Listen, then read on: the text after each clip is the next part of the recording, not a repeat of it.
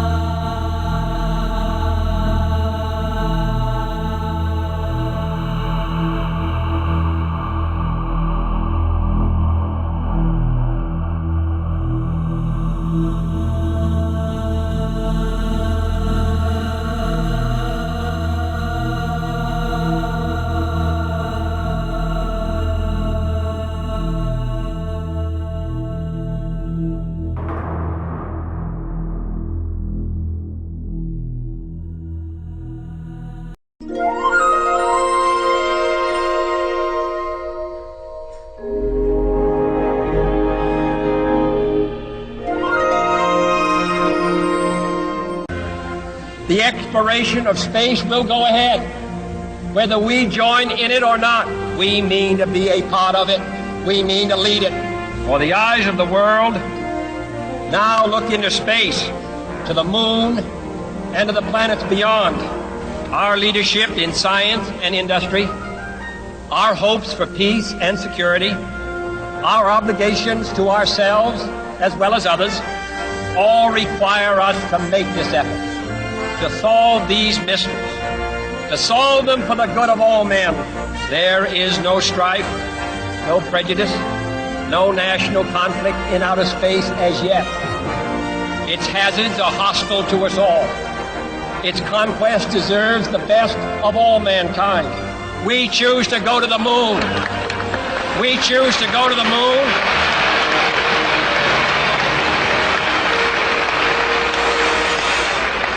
We choose to go to the moon in this decade and do the other things, not because they are easy, but because they are hard. Because that challenge is one that we're willing to accept, one we are unwilling to postpone, and one we intend to win.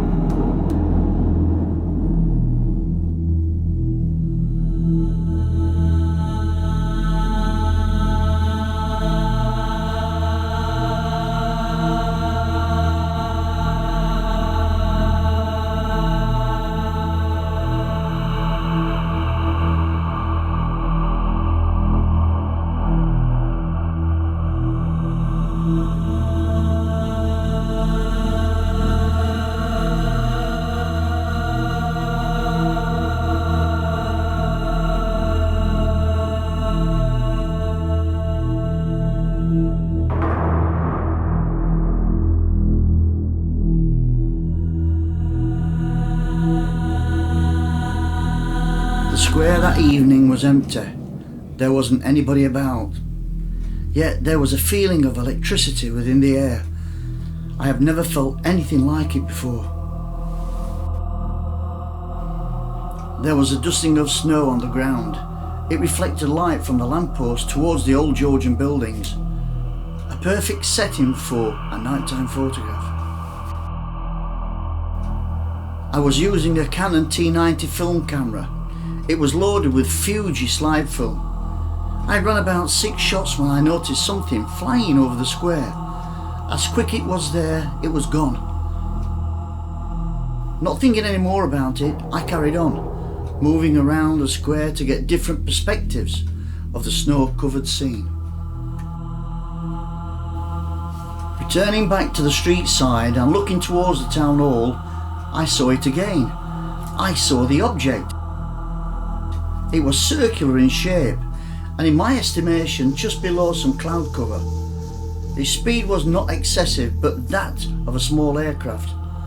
Unfortunately it caught my eye after it had passed over 2/3 of the square already and it was heading outwards towards the clock tower area. I lifted my camera to my eye. I had to focus manually. In those days very few lenses were automatic focus. I took the photograph and he was gone. Shortly afterwards I noticed other things flying very high in the same direction. They were small and some shaped as box kites, others like small triangles. I never even took a photograph, the event was that quick. My wife suggested contacting official people including the local air bases, astronomers, weather people, local airports, local universities and more. And that's exactly what I did. So I contacted Waddington Air Base. They took my mobile number and my home telephone number. They got back to me very quickly and asked me to drop the slide off at the airbase. I refused point blank. They then said they were going to make investigations and get back to me. A day elapsed and a telephone call came in. It was an official from the MOD in Whitehall, London. Her name was Linda Unwin. She asked me about the incident and also if I could send her the slide photograph now for her examination. I said no, I couldn't do that. But I would agree to handing a copy of the slide over to her in person at Whitehall. She said, "I'll get back to you." The day afterwards she phoned me again and agreed a time and date of my visit. She said it would be beneficial if I agreed to give a small interview about the incident. I fully agreed and the date and time was set there and then. I then contacted a professional developing lab in Sheffield. I asked them if they could make me 3 copies of the photograph. They agreed. I delivered the film in person. The manager was intrigued and said he would give me a letter of authentication that the slide copies had not been touched or adjusted in any way by them. Fujifilm was my next inquiry. I explained about the disc-shaped object that I had captured on their Fujifilm. I asked them if they could examine all of the film to give me an independent opinion of the photograph. The film was sent to Fuji's science lab. It was examined by Microtechnique and tested at great length by their science team, which incidentally was headed by Leighton Prosser, their senior technical manager. A couple of weeks passed before they contacted me. Their conclusion after much investigation of the film, that all levels of emulsion were present and in place, and in their opinion the object was within the field of view of the camera and its lens. The adjacency effect surrounded by the emulsion was of such that it would not have been created by any lens flare or even a lens fault. I knew by experience that the skeptics and the dismantlers would endeavour to eradicate the photograph by unfounded argument. So I had the Canon T90 camera and the Canon SSC lens examined by a Canon recommended service department and repairer. They found nothing wrong with the equipment. It was in perfect order. This time it was going to be different. I was going to prove that this object was not an astronomical event or an aircraft, or even a weather event, or an anomaly within the film or the camera and its lens. That's why I contacted as many experts as I could. Everyone and every organisation I contacted could not give any explanation of what the object was. I decided there and then that the misery I had endured through theft of my 1962 UFO photograph and its many publications worldwide by photo agencies, by TV channels and by journalists and authors, all who were earning money on the back of my character defamation and anguish, I was going to make sure it would never happen again. All my grandchildren were academically brilliant. I had to protect them. Nothing could interfere with their private education, and they should not be subjected to my previous persecution and despair that I had suffered from the age of 14. all because of a UFO photograph. However, I needed a foundation stone, someone or some persons I could trust. Two names came to mind, Andy Roberts and Dr. David Clarke, both being avid skeptics of UFOs and both writing columns in the Fortean Times. I knew these guys and I trusted them, but even so I could not disclose to them that I had seen the object. Instead, I had to keep up the pretense that the object just appeared on the photograph after the film was developed. I also wanted their word that nothing would be said or written about this whole affair. I wanted no publicity, none whatsoever. I figured that on such a statement, I would not get the abuse I suffered from the 1962 UFO photograph. In fact, I was going to tell no one. Only the MOD would be privy to my photograph, and I knew they would say nothing. It would be buried into the archives of many UFO sightings and photographs taken and sent to the MOD yearly. And so it was arranged that I should meet Andy Roberts on the Embankment in London prior to the MOD appointment. He would come along with me to be privy to what the MOD had to say about the UFO photograph. We actually had our photographs taken on the steps of this secretive building, just for the sake of history. We ventured inside the heavily secured building, stepping inside and to be passed through clear glass-type security tubes that obviously scanned us for any unsavoury objects such as weapons or explosives. Then finally being let into an inner foyer below a second-floor inner veranda where many people were looking down at us. After introducing ourselves to security, we awaited the presence of Linda Unwin and colleagues from the UFO department. After they arrived, I was struck by the quite obvious cold attitude towards us both. I knew there and then that the arranged meet was not going to proceed as planned, and no interview would be made that day. Instead, Linda Unwin asked me for the photograph, of which I gave her, and we were then quickly ushered out away from the inner sanctum of the secret building. I knew I had made a mistake. I should have kept to the arrangement I had previously agreed to, of just myself arriving at the MOD headquarters and to having a short interview. And that was it. I returned back north while Andy Roberts stayed in London. We awaited the response from the MOD about the examination of the UFO photograph. Finally, after many months, I received a large A3 envelope with documentation in the post. It was from the MOD. Inside was different scanned copies of the photograph, all done in high resolution and different filtered parameters. Also, a detailed explanation of what they had concluded. I could not make any sense of this large written report. It was, in my opinion, a misguided effort to spuriously give an answer to something they could not explain. Dear Mr. Birch, I am writing concerning your UFO photograph.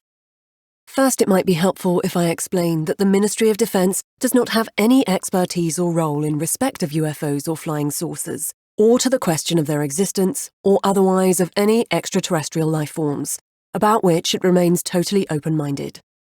I should add that to date, the Ministry of Defence knows of no evidence which substantiates the existence of these alleged phenomena.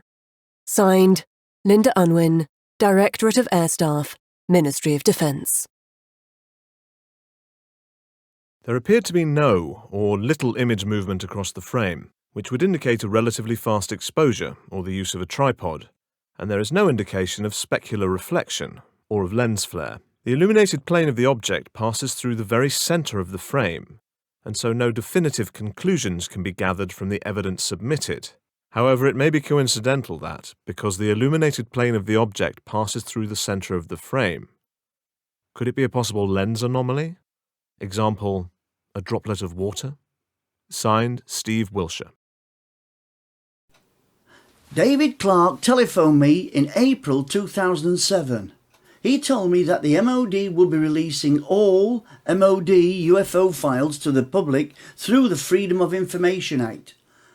and my latest UFO photograph on all of its files will be available to everyone. He suggested that I should allow the information to go public now and let it go through him, rather than let anyone else do it. I agreed, and that's exactly what happened. The rest is now history. 10, 9, ignition sequence start. 6, 5, 4, 3, 2, 1, 0. All engine running. We now search space looking for evidence of life, yet we deny that aliens have ever visited our planet. Many scientists would now argue that the detection of extraterrestrial life is more of a question of when and not if. The upshot is that the more we are able to peer into space, the more certain we become that our planet isn't the only one present that is suitable for life. We then find that we live on an insignificant planet rotating around a humdrum star we call the Sun, which is lost somewhere in a galaxy that is tucked away in some forgotten corner of a universe. Yet there are far more galaxies than grains of sand on the planet Earth, and there are those who still don't believe in UFOs or extraterrestrial life. Signed, Alex Birch.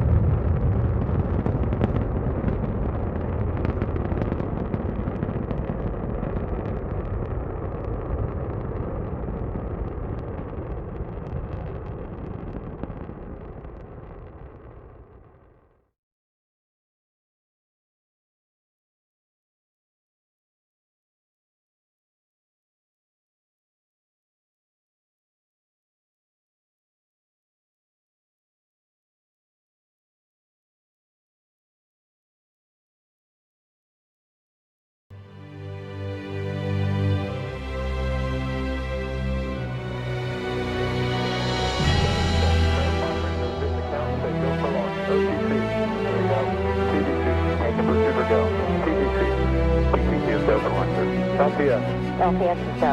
Houston flight. Houston flight is go. SRO. SRO is go. You have a range clear to launch. And CDR. CDR is go.